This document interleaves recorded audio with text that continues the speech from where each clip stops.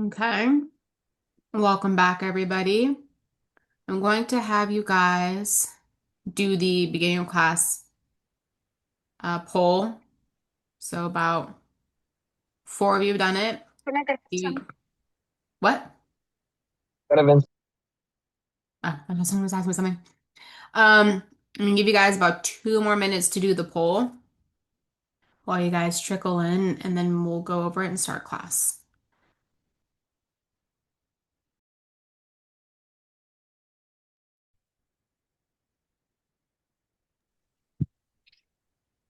And while you guys are answering the poll, I would just like to remind everyone to please make sure that your cameras are turned on. And if you are experiencing any technical issues or in the middle of any school activities, please message YC staff Chris so that you can be marked excused. For our alumni and student leaders, please add SL or alumni before your name. Thank you.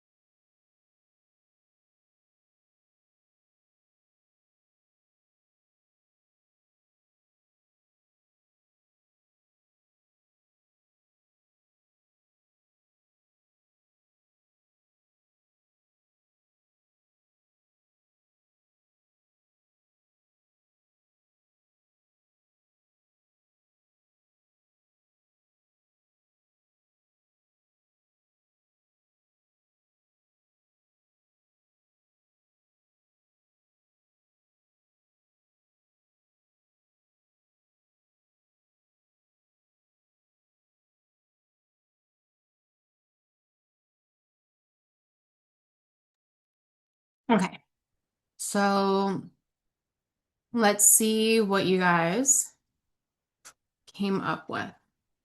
So the first question was, when you start a new project or assignment, what's the first thing you do? You usually do. Gather as much information as possible before beginning. A lot of you had that. Make a plan or checklist so I know what to do next. Love that. Jump right in and figure out as I go. Also acceptable. Picture how it would look or work once it's finished. So you're like a visualizer. Okay. The next question, what type of task feels easiest or most natural for you? Researching and understanding the details overwhelmingly, that was you guys, almost 50%. Organizing and creating systems, that was something I always liked and I was very good at. Trying new ideas and experimenting. Building, designing, or visualizing how something will work. And the last one was, when working in a group, what usually causes the most tension or misunderstanding? Some people want more details than others. That's not really a hiccup, but could be. Differences in planning styles, organized versus flexible. We'll have you put that. Risk taking, risk playing it safe. Not a lot of you ran into that issue, but most of you, over 50% of you ran into talking versus doing. So different approaches to get things done. So today we're going to be talking about um, these answers, but extrapolated a little bit more. We're going to be talking about leaning into our natural strengths. So we're going to be exploring and talking about the Kolbe index. Again, before we get into class, make sure that your camera's on, that you're here and present with us. Make sure that you turn in your workbooks. They are due this Friday by 5 p.m. It'd be a shame that you guys come and you make the effort to be here and then you don't get the points because you didn't do your workbook or submit it. Also, this Sunday we have the field trip. So we'll talk a little bit more about that at the end of class. But okay, let's go into the next slide. So last week we covered business communication. We learned how a clear, organized job search leads to better opportunities and less stress, right? So trying to narrow in on exactly what you want and not having too broad of a, or casting too wide of a net for job opportunities. We talked about practicing creating targeted resumes, cover letters, and confident interview strategies. So having resumes and cover letters that are tailored perhaps to each different opportunity that you're applying for. And we discovered how preparation, professionalism, and consistent follow through increase the chances of finding meaningful work. Let's go into the next slide. Today's learning objectives is understanding what the Kolbe Index measures and how your instinctive strengths influence the way you take action and solve problems. If you don't know what the Kolbe Index is, don't worry about it. We're going to talk about it.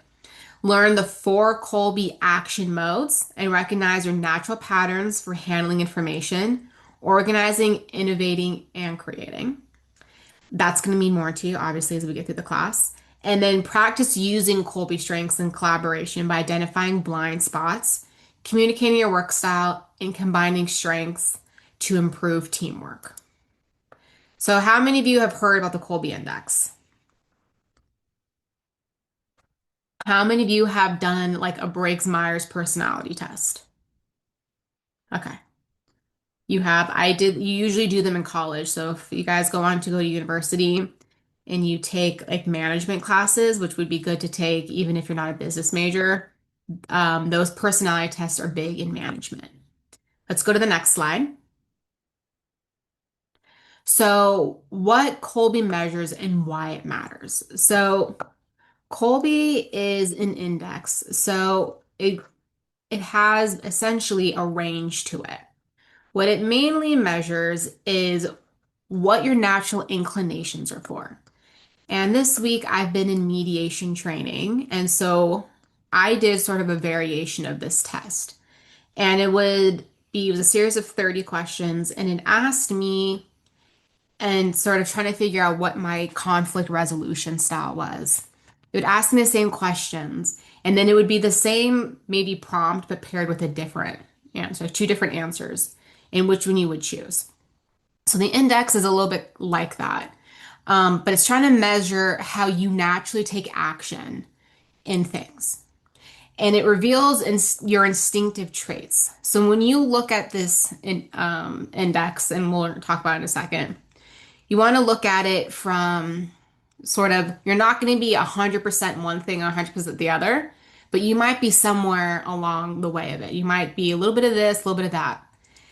And it's going to tell you sort of or guide you in understanding that everyone has natural instinct on how they do things. And it doesn't mean that it's wrong or right. It just means that it's how you approach stuff.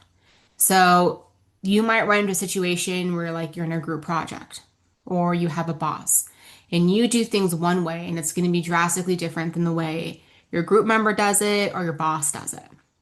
And it's not to say that your boss is wrong or that you're wrong. It's that you have the same goal of solving the problem, but you have different ways of how you approach it, given what your strengths are. And when we fight this sort of instinct and we try to overly bend to the way someone else wants to do it, what we end up doing is we struggle with trying to make the end meet, right? We struggle with trying to get this resolution, get the project done, meet the goal, because we're trying to go about in a way that doesn't feel natural to us. So I kind of see this in the sense of when you're young and you try a bunch of different sports. Like my siblings tried a bunch of stuff. And my one younger brother ended up being in hockey. And he just was a great skater and ended up being a great hockey player. And his brother, my our youngest brother, was in one hockey game and got hit one time and was like, I'm not doing hockey. Like, this is not my jam. I do not like being slammed into the ice. And before that, they had tried a bunch of different sports. They had tried tennis, dance, ballet, like all this stuff. And they realized my older brother's instincts were in hockey, and my younger brother's instincts was in skateboarding. Now, they both can skateboard, but my younger brother can skateboard much better and has a way better feel for it than my older brother. So when you start looking at how do I problem solve, it's similar to that. What is it that I naturally am good at? My brother could have gone on and played hockey, but it really wouldn't have been to his natural abilities, and he wouldn't have really enjoyed it. So when you look at this, it's kind of like, what do I enjoy and how do I go about things? And it's a way for you to sort of gain progress, right? We talked about that earlier in the semester, sort of making things fun so that you're more motivated to do them. And again, when you start doing things the way that are more natural for you, it builds confidence, right? Because you feel better about what you're doing. And then when you have that confidence, it always improves the teamwork setting and then drastically reduces stress. So we're going to go into our first workbook question. I'm going to give you guys 4 minutes. And the question is, think of a time when you worked on something and it felt easy or energizing. And what made it feel that way? How might your natural instincts have helped you? So I kind of give you an example of sports for my younger brothers, but this could be anything. It could be a subject. It could be a hobby that you have. It could be an assignment that you worked on. So I'll give you guys 4 minutes and then we'll come back and share.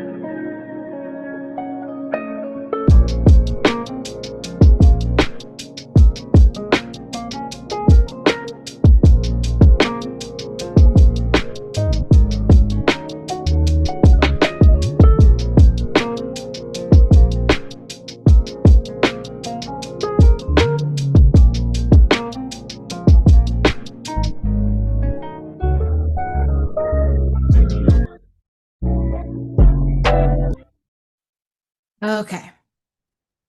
Steven, can you share with us what you came up with?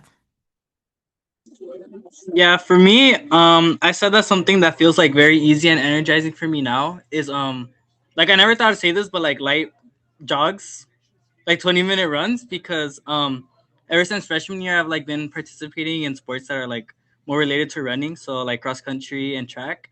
And like now that I've done like longer distances, like running 20 miles like actually feels like energizing for me now. And like actually kind of fun. So I feel like just like doing longer distances has made me like more accustomed to like those shorter runs, and like I feel like I appreciate them more now. And what got you into running? My friends actually got me into running. Sounds about right. That's a When you talk about things that are energizing, kind of a related, unrelated note though, it does help when you have friends to like motivate you to do it or show you. But very impressive that you do long distance running. I am not a runner. I am a power walker, proudly. But I do sort of understand the when you find something that works for you and then you sort of have a change in it, you can appreciate both things, right? You can appreciate the long distance as much as the short distance. And sometimes it takes having to do both to figure out, oh, you know what? This is actually kind of energizing for me, even though the instinct might to be to not want to do one or the other. So simply trying things can be it, but experimenting, right? Seeing what works for you, trying long distance, medium distance, short distance, and then figuring out which one works for you when. So that's a really good example of that. Let's go to the next slide. Okay, so now we're going to talk about the four Kolbe action modes. And this is when you're going to start to see this come sort of together for you. So there's four different action modes: fact finder, follow through, quick start, and implementer. By these titles alone, you might feel like you're naturally drawn to one or the other. I'm going to go in order with each of them. So first being fact finder, there's high and low. So high and low means that it's essentially on a scale. You might find that you're in the middle. Maybe you're kind of both of the descriptions here. So with the fact finder, this is about how you handle information.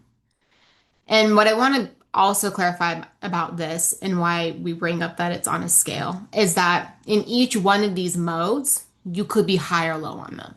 So you might be like, hey, I know I'm a fact finder, but you could be a high fact finder, and therefore maybe you're a high follow through, maybe a mid quick start, maybe a low implementer. But you're going to fall somewhere along these four. So when we talk about fact finding, it's how you handle the information. So for someone who's high fact finding, they like to dig deep and research before acting. They ask lots of questions and they want clarity. They prefer detailed instructions and facts before making a decision. So I liken this to like my boyfriend. He likes to go on really deep YouTube dives. Like he wanted to buy a Jeep. He went on months of YouTube dives. He watched all of the Jeep videos. He watched what kind of Jeeps, what kind of engine modifications, what kind of models, which one do I need? Do I need that? Do I need this? Which trim? Months of it. That's what he's like. He knows that he has to do all of the deep diving. But as soon as he's done his deep diving, and we'll talk about this, he's a quick start. He doesn't need anything else, he's ready to go. A low kind of fact finder is someone who likes simplified information to get to the point quickly. They prefer broad overviews instead of long explanations, and they act comfortably even with limited details. So I fall kind of in the middle of the two. I like to dive deep, but I also don't like to get bogged down in too much detail. And mainly that's because as an attorney, I have to see things pretty big picture. And so I have found sort of the sweet spot of diving deep where I feel like I need to, or where I have to explore that with the client. But mainly to make a decision, I look at big picture. Next is follow through.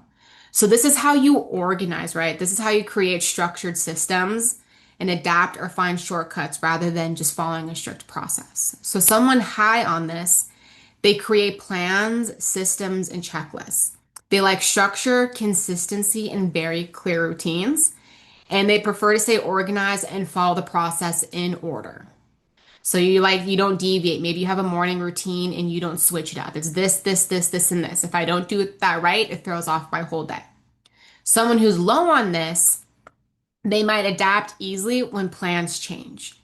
They might connect ideas across different systems to find ways to shortcut it. They might find, hey, there's a pattern here. I can group these things and get them done faster. Instead of going, from the beginning or working them individually, I can combine tasks. And they prefer flexibility over strict routines so they can jump between tasks. So again, I feel like maybe I'm a little bit lower on this. I do like having a system in place, but I also like having the ability to sort of come and go and do stuff. I try to have a system in place with doing email management, but mainly I like to be able to jump between tasks, look at emails, check my emails, address them, not address them. So I'm not very stringent in some things, whereas other things I might be, but I do prefer some flexibility. The third one is quick start. So this is how you deal with change. Do you take risks and innovate, or do you prefer to stabilize and build on what works? So someone high on this might jump into new ideas and experiment quickly. They might be comfortable with change and take risks, and they get energy from trying things that haven't been done before. So when I read this, it kind of reminded me of like tech startups, right? Like disruptors to industries.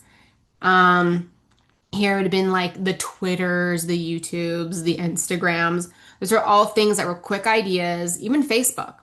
They were quick, they started, they were very rough. The UI wasn't the cutest, but they got it out and then from there innovated. But they didn't want to lose momentum or miss out on market opportunity by being too perfect. And the opposite of that, or the lower end of it, is someone who brings stability to situations and reduces chaos. They prefer to improve what already works instead of reinventing, and they think through changes carefully before taking action. So here, I kind of liken this to like perhaps a tire shop. Maybe, someone has owned a tire shop for a long time and they take cash, they don't have a tire inventory, they just know that they have tires.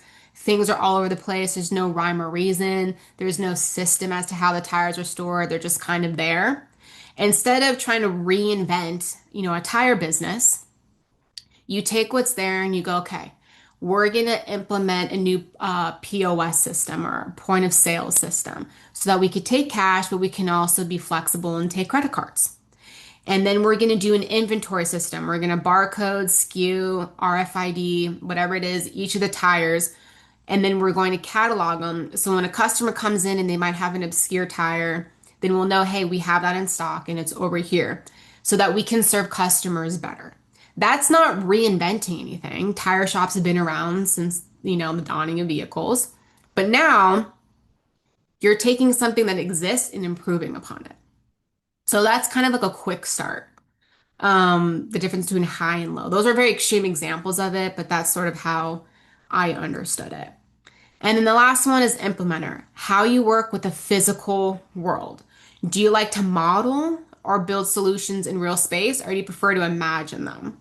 So someone high on this, they like to build, model, or physically demonstrate ideas. They prefer hands-on learning and tangible tools, and they understand space design and mechanics easily. So this is like an architect who likes to build out what the house is going to look like. Have you ever seen movies where the architect, where they have like, hey, this is the town and the tower is going to be here and it looks like this and you see the little people in it? That would be someone high in this. They like to see the physical manifestation of the idea. Someone lower on this is someone who imagines and visualizes solutions instead of physically building them. They prefer working with digital tools or abstract ideas, and they can see how things are going to work without needing to actually construct them or physically touch them. So this is someone who implements, instead of actually building out the model, they use something like SketchUp or Revit to 3D render it. So they can still have the ability to visualize the space, but they don't have to actually, build it physically in the real world. They use it on the computer. So this is also kind of like the difference between Legos and Minecraft, right? Kind of the same concept. One's in the real world, one is a video game. So you could be somewhere in the middle, right? Maybe you do a rough mock-up in real life and then you fully render it in the computer or vice versa. So when you look at these, you're going to fall on each one of them somewhere between high and low. But understanding what makes the most sense for you, what you like, hey, I don't really like to build stuff, but I do love being on the tablet and drawing things out. Maybe you're a digital artist.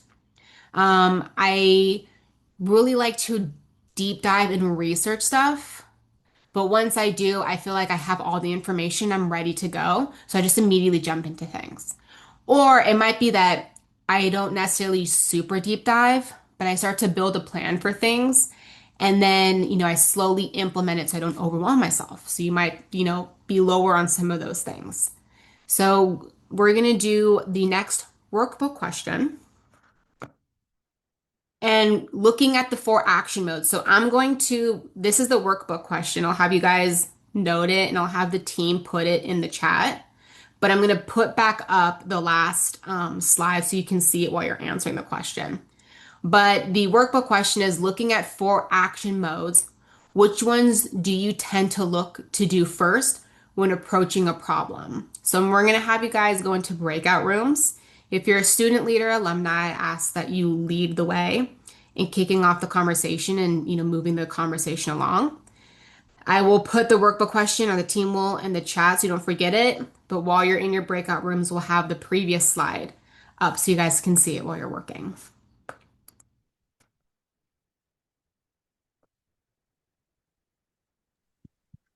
Or that works. That also, there you go, Basha. Or Chris, whichever one did it, you handled that. Or Alex, I don't know. All three of you. All Okay. right. Should I open the breakout rooms now? Yes, please. Okay.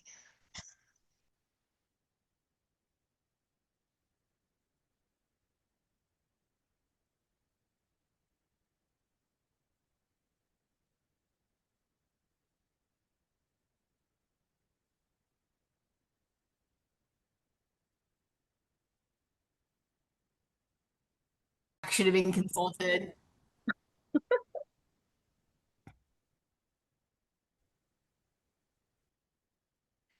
Okay. Let me see which one of you.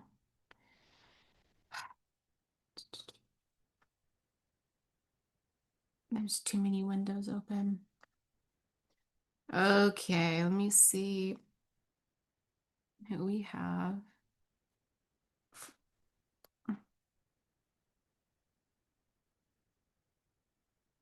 Chlorine. Why don't you tell us what you are, which one you tend to lean towards?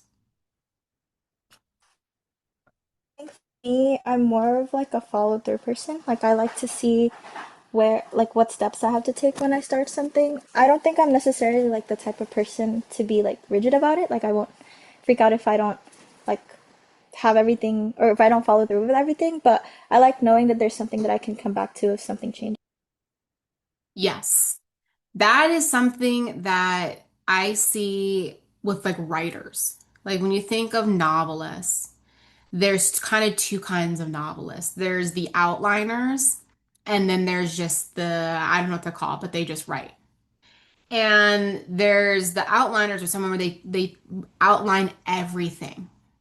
What's going to happen chapter by chapter, the highlight, the low light, the this, the that, and then they go and write it based on the outline. Then there's people that are like, I have a loose outline. I kind of know this is going to happen. This is going to be the beginning, middle, end. This is going to be the climax, the anticlimax, climax again.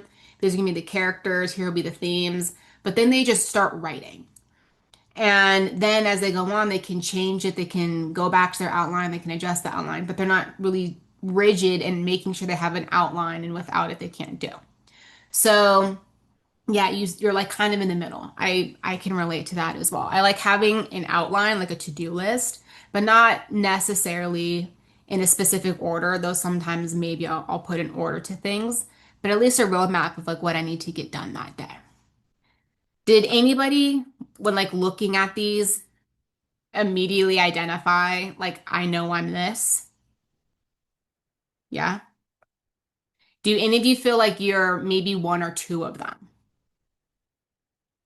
Yeah.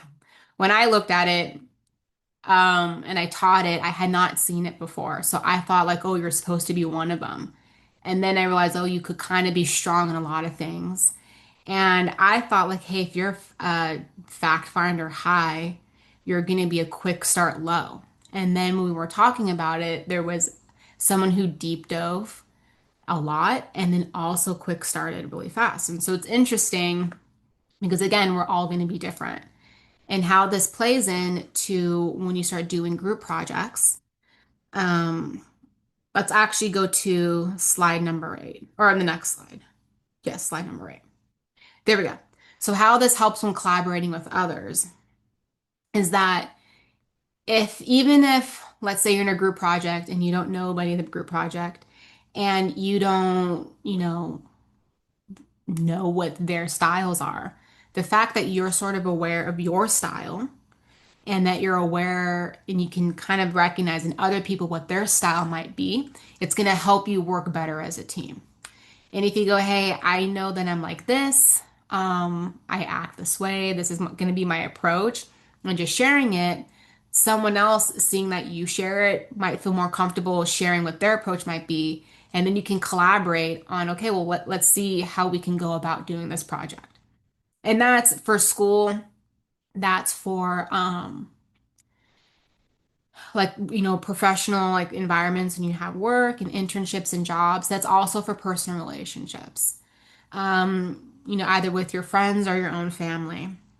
Probably not siblings because I don't feel like there's a collaboration with siblings. It's either you're all out like at war or you're all out at peace. But I don't know how, if I've ever successfully collaborated with any of my brothers knowing this, knowing that I know my Colby style.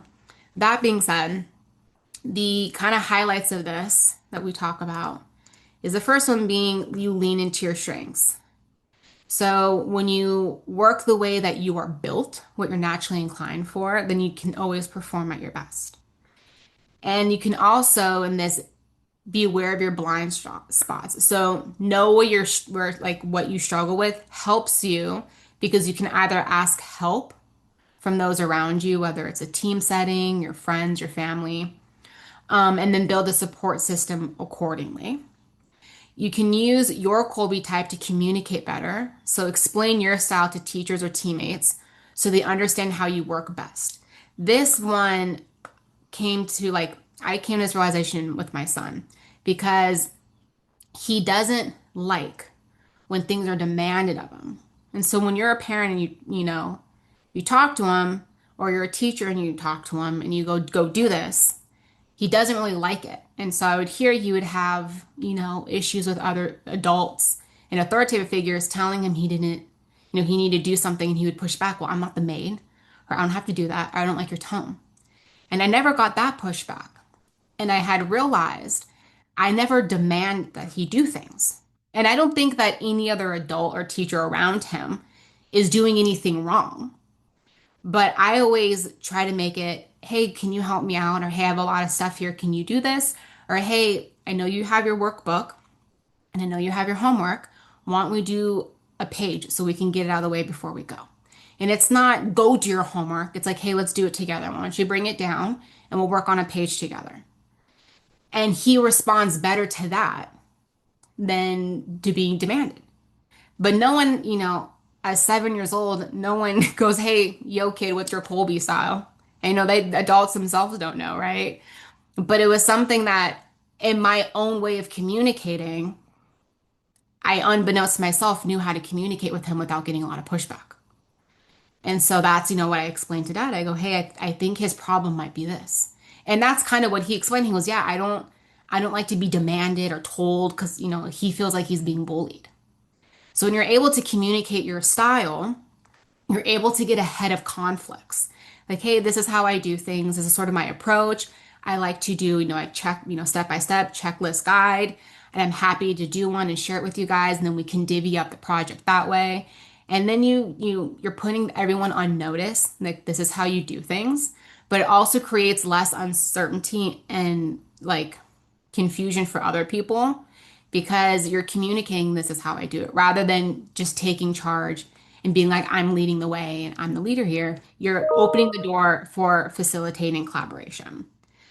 The next thing is in teams and combined strength. So a fact finder who analyze things and a follow through will plan something, and then a quick starter will innovate it, and the implementer might build it. So if you know, even though you'll fall somewhere on all four of these, if you know, I just am a strong fact finder, like I will deep dive and do the research. And then someone in your group goes, no problem. Once you get that, give it to me and I'll make a plan so that we can figure out what needs to be done.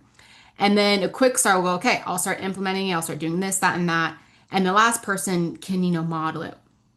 That's kind of a very like generalized thought process for this, but essentially being able to know what your style is and then working on it in a group setting, people will naturally fall into place. Now, are you always going to have the opportunity to tell everyone, hey, where do you fall on the Kolbe index? No, but I would invite you because when you go to, college or you go into workplaces that, this is going to come up. And I went to CSUN and I was in the business honors program. So we did a lot of group projects. This is very helpful. And you can always tell someone like, hey, you know, how do you like to do stuff? Even if they don't know this, you could always share it with them and go, hey, there's this thing that I learned when I was in high school that kind of helped me figure out how to do group projects. But how do you work? Like, what do you like best? Here's our assignment. What are you most interested in tackling? Then you can help yourself by figuring out where everyone's strengths are when approaching this project. And then lastly, it leads to success because it comes from respecting different instincts and designing roles where each person can thrive. Now, I understand that this is premised in a perfect world where everybody's open to collaboration and everyone's gonna pull their weight and follow through and everyone as committed as you are to it. Reality is that's not gonna be that case. But all you can do, as we talk about, is show up and be your best self. And this is just one tool to sort of help you figure out what that is. I'm not going to say that everyone's going to be like, yo, this is great. I absolutely know where I fall on the index and I absolutely know what I need to do. And this is my strength. I will prepare you in life. There will be letdowns, but hopefully it's not your fault. Even if it is, it's okay. At least you tried. So let's go to the next slide.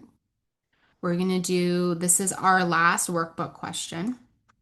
I'm going to give you guys 4 minutes. And the question is, how could you use your Kolbe strengths to make your schoolwork, friendships, or future career easier and more successful? Arguably, this is the most interesting when you talk about friendships because we don't often think about friendships as something that we want to maximize in the same sense that we think about schoolwork or career. So that one is, I think, a good challenge for you to approach and look at. But I'll give you guys 4 minutes to work on the answer to this and then we'll come back.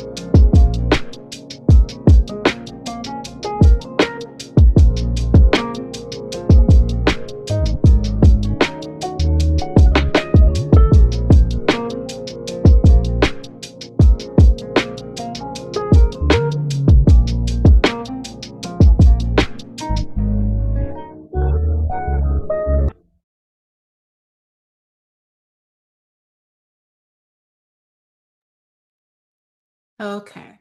Eduardo, why don't you share with us?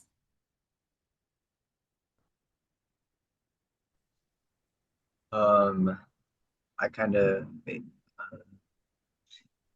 I wrote that I I could apply them by like building the system around like those things. Like I think what I wrote was I could like get a quick start on like schoolwork or kind of like my future career. I could like try to get a quick start on internships and just like overall apply that to like every aspect of my life.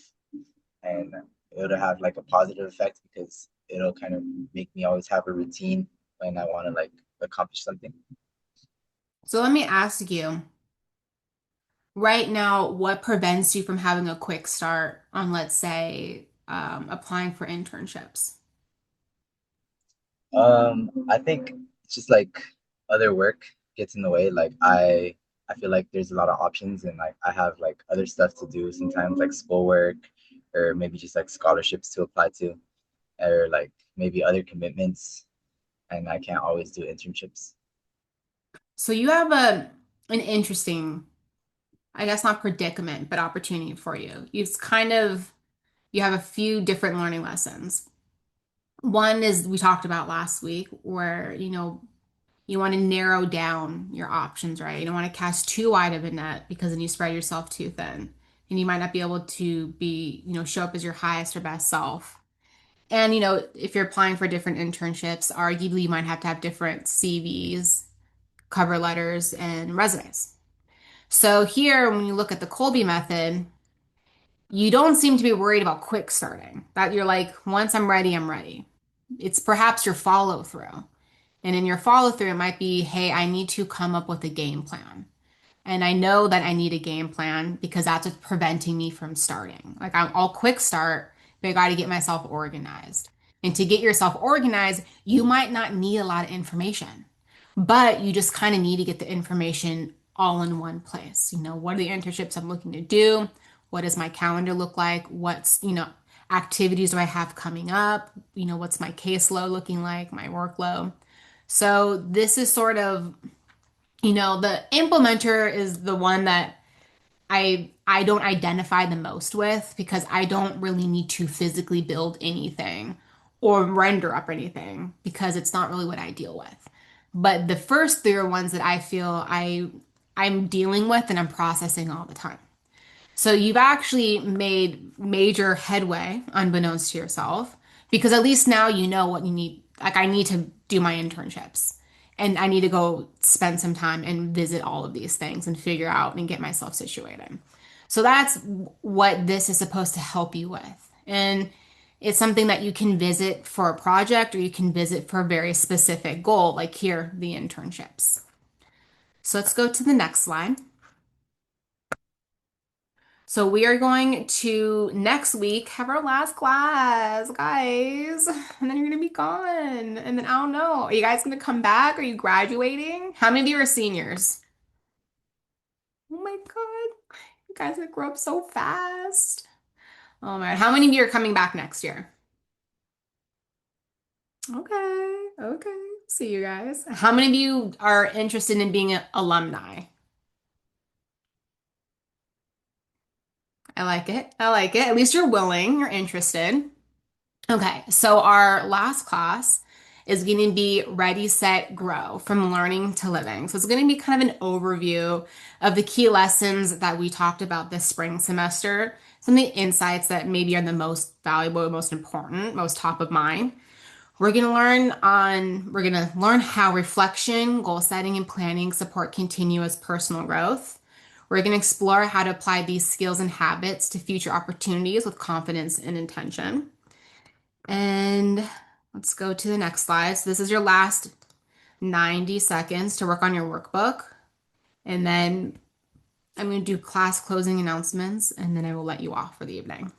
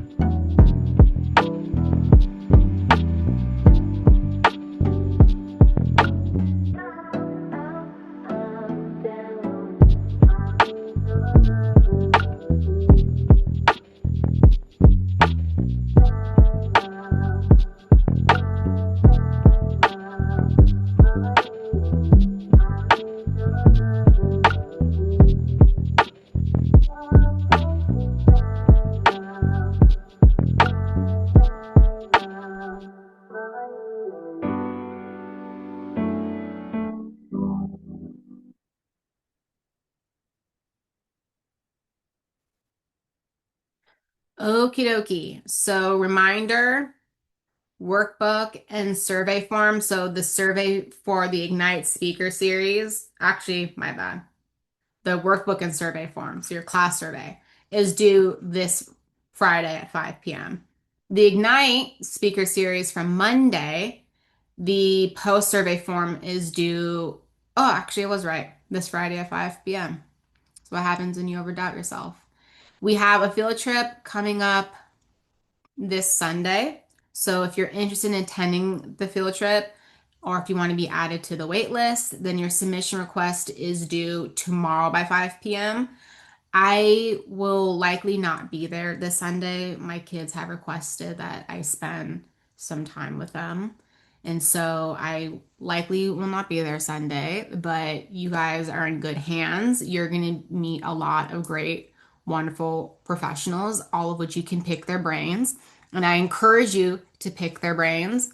And I encourage you to ask them how much of their life is involved in emailing because I stress this to you guys. And I know you laugh at me, but I'm telling you, email is a huge part of your adult life. And then for those of you that are seniors that are graduating, which are a lot of you here, you can pick up your sashes. So they're your youth champion sashes. Again, only seniors that are graduating high school. You can pick them up May 16th between 3 and 5 p.m. at the Lean Associate downtown offices. The team has that information. So if you need the address or further details, you can go ahead and reach out to the team, email them, and they will get you that info. But you can graduate with a really awesome sash. Other than that, I have nothing further. If you have any questions, you can hang back. Other than that, you guys have 5 more minutes to yourselves this evening. Thank you, Sasha. Thank you, everyone. Good night.